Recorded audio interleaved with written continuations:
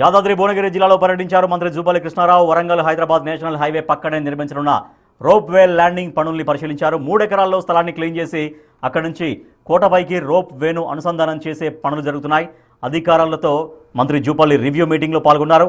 పనులను నాణ్యతతో త్వరితగతిన పూర్తి చేయాలని ఆదేశించారు మంత్రి జూపల్లి కృష్ణారావుతో పాటు ఎంపీ చామల కిరణ్ కుమార్ రెడ్డి, ఎమ్మెల్యే కుంభం అనిల్ కుమార్ రెడ్డి పనులు పరిశీలించారు. సుమారు 65 కోట్లతో అభివృద్ధి కార్యక్రమాలు చేపట్టామన్నారు మంత్రి జూపల్లి కృష్ణారావు. వందలాది సంవత్సరాల క్రితమే దాని వైభవం ఉండింది, ఫోర్ట్ వైభవం. సో పరిణామ క్రమంలో సో అది నెగ్లెక్ట్ కాబడింది.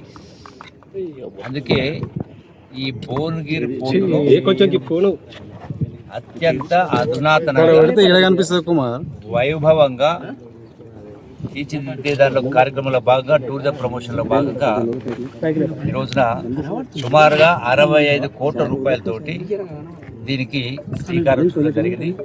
ప్రసాద్ 2 స్కీమ్ కింద టేకప్ చేయడం జరిగింది. ఇందులో రోప్ వే, అట్లాగే పైన మొత్తం టోటల్ ఫోర్ట్ను కంప్లీట్గా వందలాది మంది టూరిస్టులు వచ్చినా కూడా వాళ్లకు అన్ని రకాల వసతులు.